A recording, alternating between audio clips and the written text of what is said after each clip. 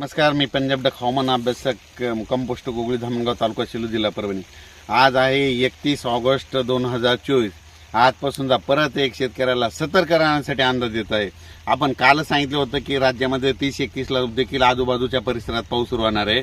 तर आज सर्वांना एक सांगू इच्छितो, आज राज्यामध्ये मध्यरात्रीपासून पाऊस सुरू होणार आहे। सुरुवात होणार आहे इकडून नांदेडकडून होणार आहे, इकडून परभणीकडून होणार आहे, विदर्भाकडून सुरुवात होणार आहे आणि ती तसाच पाऊस पुढे सरकत जाणार आहे। म्हणून हा अंदाज लक्षात घ्यायचा। राज्यात सर्व शेतकऱ्याला सांगायचं झालं तर आज म्हणजे 31 तारखेला म्हणजे आज रात्रीपासूनच राज्यात चांगला पाऊस सुरू होणार आहे, जोराचा पाऊस पडणार आहे आणि पावसाचं स्वरूप तुम्हाला एक सांगतो, थेंब मोठा राहील, वारा असेल या पावसात आणि विजेच्या कडकडासह रात्रीच्याला मध्यरात्री पाऊस येणार आहे। म्हणून हा अंदाज लक्षात घ्यायचा। त्याच्यानंतर राज्यात परत सांगू इच्छितो, राज्यामध्ये म्हणजे आज 31 आहे, उद्या 1 ऑगस्ट लागणार आहे।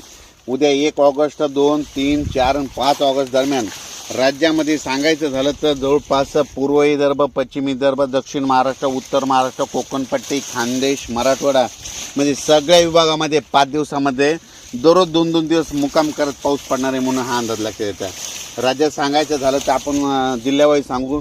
राज्यात सांगायचं झालं तर वर्धा, नागपूर, भंडारा, गोंदिया, चंद्रपूर, नांदेड, हिंगोली, लातूर, बीड, उस्मानाबाद, त्याच्यानंतर सातारा, सांगली, सोलापूर, कोल्हापूर, पुणे, नगर, त्याच्यानंतर नाशिक, मुंबई, त्याच्यानंतर नंदुरबार, धुळे, जळगाव, त्याच्यानंतर बुलढाणा, संभाजीनगर, त्याच्यानंतर अकोला, अमरावती, वर्धा, नागपूर, परभणी, हिंगोली, बीड म्हणजे जवळपास सगळीकडे जोराचा पाऊस पडणार आहे। म्हणून हा अंदाज लक्षात येतात।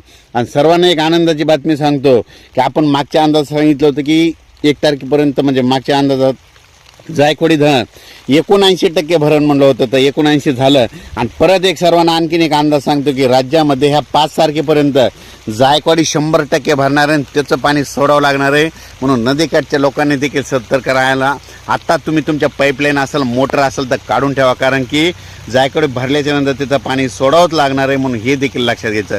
राज्यात परिस्थिती सांगायची झालं तर राज्यामध्ये तुम्हाला एक सांगू इच्छितो, हा पाऊस काय होणार आहे, लातूर जिल्हा, परभणी जिल्हा, त्याच्यानंतर सातारा, सांगली, सोलापूर, कोल्हापूर, नगर जिल्हा, त्याच्यानंतर जालना जिल्हा, वाशिम जिल्हा, हिंगोली जिल्हा, बुलढाणा जिल्हा, अकोला, अमरावती सगळीकडे जोरात पडणार आहे। म्हणून हा अंदाज लक्षात येतात।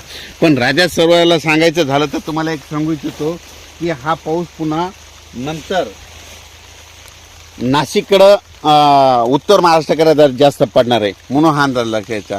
मग उत्तर महाराष्ट्राकडे समजा उद्या 2 तारखेपासून पाऊस पडणार आहे, 2, 3, 4, 5 उत्तर महाराष्ट्राकडे पाऊस पडणार आहे, तिकडं जोरात पडणार आहे। जोरात पडल्यामुळे काय होणार, परत गोदावरी नदीला पूर येणार आहे, गोदावरीचं पाणी पुन्हा धरणात येणार आहे, धरणं 100% भरल्याच्या नंतर धरण सोडावं लागेल। सरासरी धरण 85% झाल्याच्या नंतरच काय करावं लागतं, हालचाली म्हणजे आधीच सतर्कतेच्या आधीच द्यावं लागत असतात। मग ही देखील लक्षात घ्यायचं। पण सर्वांना सांगू इच्छितो की राज्यात ह्यामध्ये 5 दिवसामध्ये 5 सप्टेंबरपर्यंत पूर्व विदर्भ, पश्चिम विदर्भ, दक्षिण महाराष्ट्र, उत्तर महाराष्ट्र, कोकणपट्टी, खानदेश सगळीकडे जोराचा पाऊस पडणार आहे। म्हणून हा अंदाज लक्षात येतात।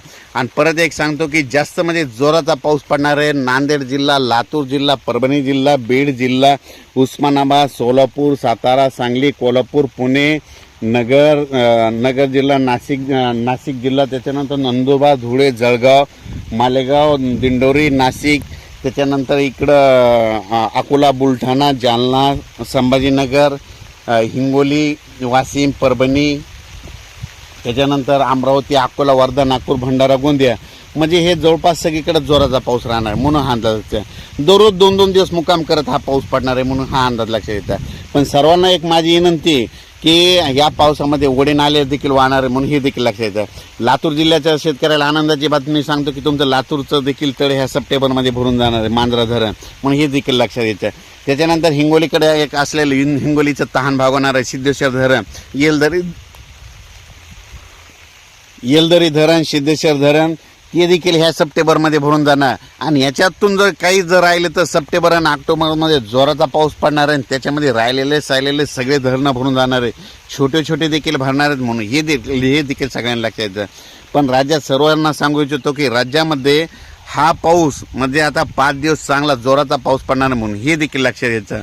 म्हणून तुम्हाला एक खास करून परत एक आज रात्रीच्यालाच पाऊस सुरू होणार आहे, मध्यरात्रीत आज राज्यात पाऊस सुरू होणार आहे म्हणून हे देखील अंदाज लक्षात घ्यायचा. हा पाऊस तुम्हाला मी जर समजा अंदाजात सांगितलं आज रात्रीपासून सुरू व्हायला आहे, पण काय होतं की इकडं नाशिककडे जायला उद्याच्याला वेळ लागतो, म्हणून ते नाही लोकांनी हे समजून घेणं गरजेचं आहे. मधून आधीच सांगितलं की नाशिककडे मध्ये 1-2च्या नंतर तिकडं नाशिककडे पडणार आहे, पण जोराचा पाऊस पडणार आहे म्हणून हे देखील लक्षात घ्यायचं आहे. अचानक वातावरणात बदल झाला तर लगेच एक मेसेज दिला जाईल.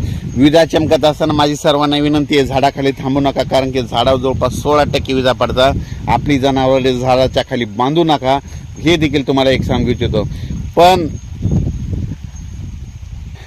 परत एक तुम्हाला एक सांगू इच्छितो, पण काय झालं की हे जायकवाडी धरणाबद्दल सांगतो. हे जायकवाडी धरण आता 100% भरणार आहे.